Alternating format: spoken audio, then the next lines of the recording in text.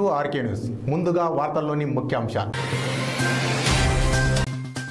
నాగర్ కర్నూలు జిల్లాలో రోడ్డు ప్రమాదం, 12 మందికి తీవ్ర గాయాలు. పేదల ఆరోగ్యం కోసం ఎంత ఖర్చు చేయడానికైనా రాష్ట్ర ప్రభుత్వం సిద్ధం, మంత్రి వి శ్రీనివాస్ గౌడ్. ప్రజావాణిలో వచ్చిన ఫిర్యాదులను వారం రోజుల్లో పరిష్కరించాలి, స్థానిక సంస్థల అదనపు కలెక్టర్ తేజస్ నందన్లాల్ పవర్. ప్రజావాణిలో వచ్చిన ఫిర్యాదులను వారం రోజుల్లో పరిష్కరించాలని స్థానిక సంస్థల అదనపు కలెక్టర్ తేజస్ నందన్లాల్ పవర్ అన్నారు.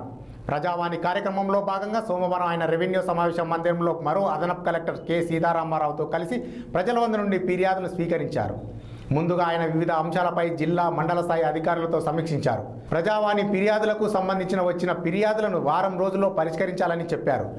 మండల స్థాయిలో అధికారులు అక్కడికక్కడే పరిష్కరిస్తే ఫిర్యాదులు జిల్లా స్థాయికి రావని అన్నారు. అంతేకాక ఫిర్యాదులు వారి పరిధిలోనే పరిష్కరించడమే కాకుండా ఇతర శాఖలకు సంబంధించిన ఫిర్యాదులు కూడా సంబంధిత అధికారుల ద్వారా మాట్లాడి పరిష్కరించేందుకు కృషి చేయాలని అన్నారు. ప్రజాప్రతినిధులందరికీ నమస్కారం చేసుకుని నేను తెలియజేసుకున్నామంటే మా ప్రాబ్లం మేము రాజవీర్ ఇండస్ట్రీస్లో నేను స్పిన్నింగ్ ఏఎస్ఎంగా పనిచేస్తా. ఈరోజు మా కంపెనీలో మొత్తం 200 మంది పనిచేస్తుంటే ఈరోజు సడన్గా ఏం నోటీస్ లేకుండా ఏం లేకుండా 100 మందికే పనిస్తాం, 100 మందిని వద్దు అని అంటున్నారు.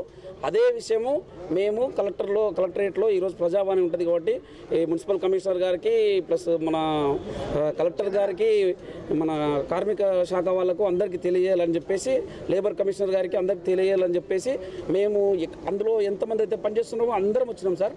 ఒక్కరు కూడా లేరు అందులో. మా సమస్య ఏంటంటే 100 మందికి పనిచి 100 మందిని సడన్గా తీసేస్తే 100 మంది మిగతా వాళ్ళు ఎక్కడ పోవాలి? ఇంకోటి ఇంకా మాకు జీతాలు పెండింగ్లో ఉన్నాయి. ఇంతకుముందు ఇదే ఇష్యూన మంత్రి గారిని కూడా కలిసినాం. మంత్రి గారు చెప్పినందుకు ఒక 5 నెలలు సాఫీగా నడిపించారు. మళ్ళీ ఇప్పుడు ప్రాబ్లం క్రియేట్ చేస్తున్నారు సార్. కొందరు పెట్టుకొని కొందరికి పని లేదు అంటే సడన్గా మేము ఏం చేయాలి, ఎవరికి చెప్పుకోవాలి చెప్పండి. మాకు అందరూ కలిసి దానికి న్యాయం చేయాలని కోరుతున్నాం. ఇక్కడ 26 సంవత్సరాలు మేము ఒక్కొక్కరము ఇందులో పనిచేసే దాదాపు స్టాఫ్ వర్కర్స్ 20,000 నుంచి 30,000 నుంచి అదే కంపెనీ నమ్ముకొని మేము అందులోనే పనిచేసుకుంటూ ఉన్నాం. ఈరోజు ఈ ప్రాబ్లం కావడం వల్ల అందరూ సఫర్ అవుతున్నాం. ఒకరు ఈ వారానికి 2 రోజులు బంద్ పెడుతున్నాడు, దానికే అగ్రి అయినాం. మళ్ళీ ఇప్పుడు వచ్చేసి 100 మందికి పని ఉంది, 100 మందికి పని లేదనంటే ఎక్కడ పోవాలి? మిగతా 100 మంది ఎక్కడ పోవాలంటే సమాధానం చెప్పట్లేదు. మీ ఇష్టం వచ్చింది చేసుకొని మేము చేసేది ఇట్లా అన్న రీతిలో మాట్లాడుతున్నారు. దయచేసి మీరు అందరూ స్పందించి బ్యాంక్ వాళ్ళతో మాట్లాడి మాకు తగిన న్యాయం చేయాలని మేము కోరుతున్నాం సార్. నాగర్ కర్నూలు జిల్లా ఉప్పునుంతల మండలం వెల్టూరు స్టేజీ సమీపంలో ఘోర రోడ్డు ప్రమాదం. వివరాలకు వెళితే నాగర్ కర్నూలు జిల్లా ఉప్పునుంతల మండలం వెల్టూరు స్టేజీ వద్ద హైదరాబాద్ నుండి శ్రీశైలం జాతీయ రహదారిపై ఎదురెదురుగా వస్తున్న 2 కార్లు ఢీకొని 12 మంది గాయాలయ్యాయి. వారిని అందరినీ మెరుగైన వైద్యం కోసం అచ్చంపేట ఆసుపత్రికి తరలించారు.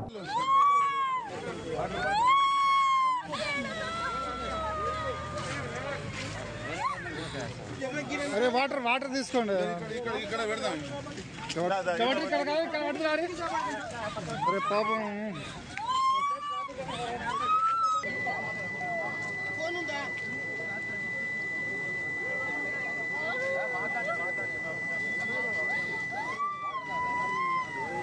రావాలి కదా.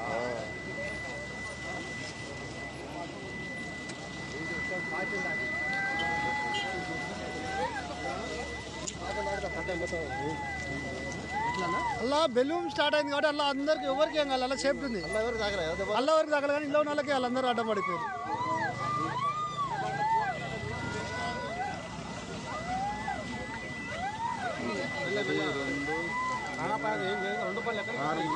ఇదేమో శ్రీశైలం నుండి శ్రీశైలం పోతుందంట, శ్రీశైలం నుండి వస్తుందంట. అది వస్తుంది, ఇది పోతుంది.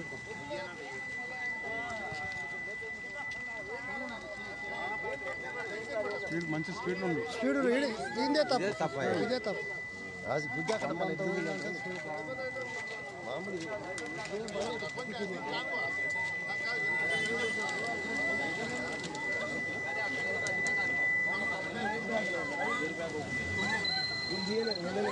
పేద వర్గాలు ఉన్నంత వర్గాలతో సమానంగా అభివృద్ధి చెందాలంటే రిజర్వేషన్లు అవసరమని చెప్పిన మొట్టమొదటి వ్యక్తి మహాత్మా జ్యోతి బాపులే అని రాష్ట్ర ఎక్సైజ్, క్రీడలు, సాంస్కృతిక పర్యాటక శాఖ మంత్రి డాక్టర్ వి శ్రీనివాస్ గౌడ్ అన్నారు. ఆదివారం ఆయన మహాత్మా జ్యోతి బాపులే 131వ వర్ధంతి సందర్భంగా మహబూబ్నగర్ జిల్లా కేంద్రంలోని పద్మావతి కాలనీ గ్రీన్ బెల్ట్లో ఉన్న మహాత్మా జ్యోతి బాపులే విగ్రహానికి పూలమాల వేసి ఘనంగా నివాళులు అర్పించారు. ఈ సందర్భంగా మంత్రి మీడియా ప్రతినిధులతో మాట్లాడుతూ రాజ్యాంగ నిర్మాత డాక్టర్ బిఆర్ అంబేద్కర్ కూడా జ్యోతిబాపులే ఆశయాలకు అనుగుణంగా రాజ్యాంగంలో బడుగు బలహీన వర్గాలకు రిజర్వేషన్లు కల్పించారని ఆయన అన్నారు.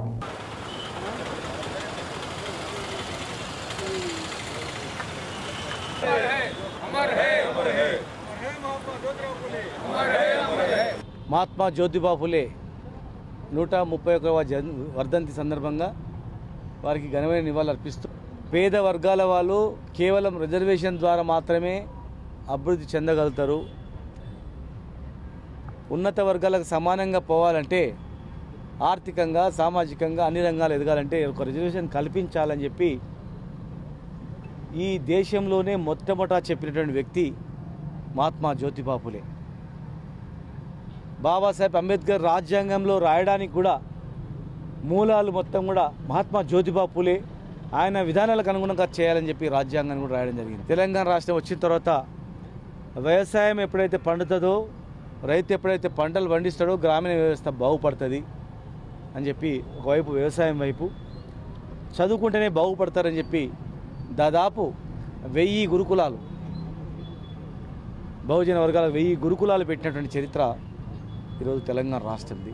కుల వృత్తులకు పునర్జీవం పోస్తూ అన్ని కుల వృత్తులను ఇవాళ ఒక్కొక్కటి ఆధునీకరణ చేసుకుంటూ పోతూ హాస్టళ్ళు పెడుతూ గురుకులాలు ఏర్పాటు చేస్తూ చదువుకోవాలి, చదువుతూనే అందరం ఆర్థిక అసమానతలు పోయినప్పుడు అందరూ సమానత ఉన్నప్పుడే ఈ రాష్ట్రం ఈ దేశంలో మరి ఆనాడు చెప్పినటువంటి పూలే విధానాలకు అనుగుణంగా ఈరోజు స్కూళ్ళు హాస్టళ్ళు ఇవన్నీ కూడా ఇలా మా ప్రభుత్వంలో ముఖ్యమంత్రి గారి ఆధ్వర్యంలో చేస్తూ ఉన్నాం.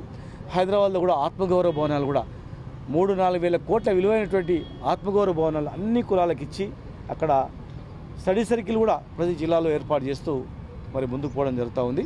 మరొకసారి వారి వర్ధంతి సందర్భంగా వారి ఆశయాలకు అనుగుణంగా మేము అందరం నడుచుకుంటామని చెప్పి ఈ సందర్భంగా తెలియజేస్తున్నాను. మరి జనార్దన్ గారు రచించిన పుస్తకాన్ని పేదల ఆరోగ్యం కోసం ఎంత ఖర్చు చేయడానికైనా రాష్ట్ర ప్రభుత్వం సిద్ధంగా ఉందని రాష్ట్ర ఎక్సైజ్, క్రీడలు, సాంస్కృతిక పర్యాటక శాఖ మంత్రి డాక్టర్ వి శ్రీనివాస్ గౌడ్ అన్నారు.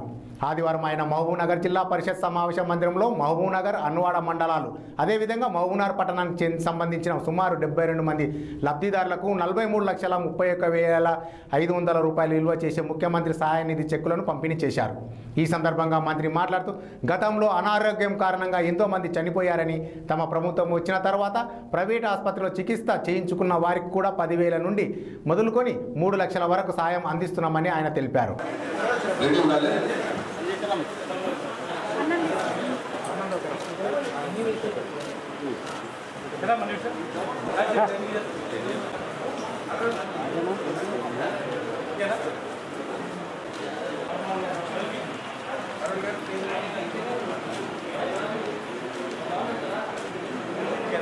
ఓకే.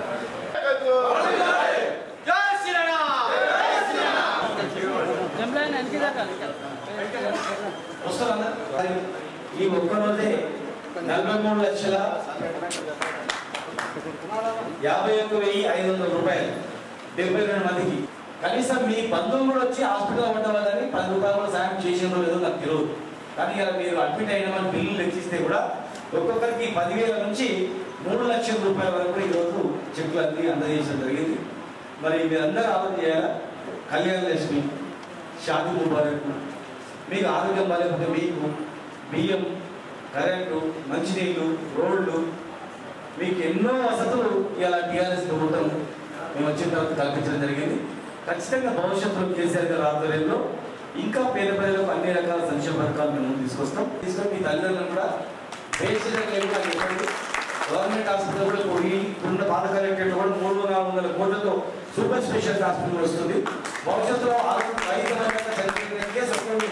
నాగర్ కర్నూలు జిల్లా కేంద్రంలో విద్యార్థి సంఘం నాయకులు ఏర్పాటు చేసిన సమావేశంలో బీసీ విద్యార్థి సంక్షేమ సంఘం ఉమ్మడి పాలమూరు జిల్లా కన్వీనర్ డి అరవిందాచారి పాల్గొని చలో ఢిల్లీ పోస్టును ఆవిష్కరించారు. ఈ సందర్భంగా మాట్లాడుతూ కేంద్రం బీసీ కుల గణన చేయాలని తెలంగాణ రాష్ట్ర బీసీ సంక్షేమ సంఘం రాష్ట్ర అధ్యక్షులు జాజుల శ్రీనివాస్ గౌడ్ పిలుపు మేరకు ఉంటుందన్నారు.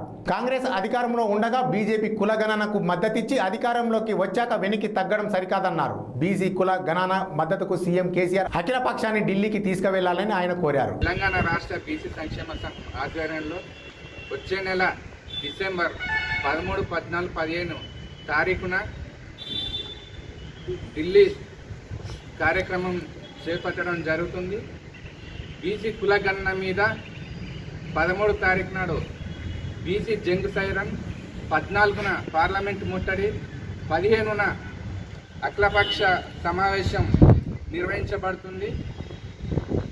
దేశ జనాభాలో బీసీ కులగణన చేపట్టాలని ప్రధానమైన డిమాండ్తో జరుగుతుంది ఈ కార్యక్రమం. కాబట్టి అందరు పెద్ద ఎత్తున పాల్గొని విజయవంతం చేయాలని ఈ సందర్భంగా కోరుతా ఉన్నాము. బీసీ జనగణన 33 కాలంలో కులాన్ని పేరు పెట్టి చేర్చాలని కోరుతున్నాము. గౌడ సమాజం కులవృత్తితో పాటు సామాజిక సేవా కార్యక్రమంలో ముందుండాలని రాష్ట్ర ఆబ్కారీ పర్యాటక క్రీడల శాఖ మంత్రి వి శ్రీనివాస్ గౌడ్ అన్నారు. ఆదివారం కేసీఆర్ ఎకో పార్కులో గౌడ ఉద్యోగులు విశ్రాంతి ఉద్యోగుల అసోసియేషన్ ఆధ్వర్యంలో జరిగిన కార్తీక వనభోజాల సందర్భంగా ఏర్పాటు చేసిన కార్యక్రమంలో మంత్రి మాట్లాడుతూ సర్వాయి పాపన్న స్ఫూర్తితో బడుగు బలహీన వర్గాల అభ్యున్నతి కోసం ప్రతి ఒక్కరు కృషి చేయాలని ఆయన కోరారు. ఆపదలో ఉన్న గౌడ కుటుంబాలను ఆదుకునేందుకు ఉద్యోగులతో పాటు గౌడ సమాజం ముందుకు రావడం అభినందనీయమన్నారు. కేసీఆర్ ఎకో పార్కులో పనిచేస్తూ మరణించిన కార్తిక్ గౌడ్ కుటుంబానికి గౌడ ఉద్యోగుల విశ్రాంతి ఉద్యోగులు సేకరించిన ₹1,00,000 చెక్కును కుటుంబ సభ్యులకు అందించారు.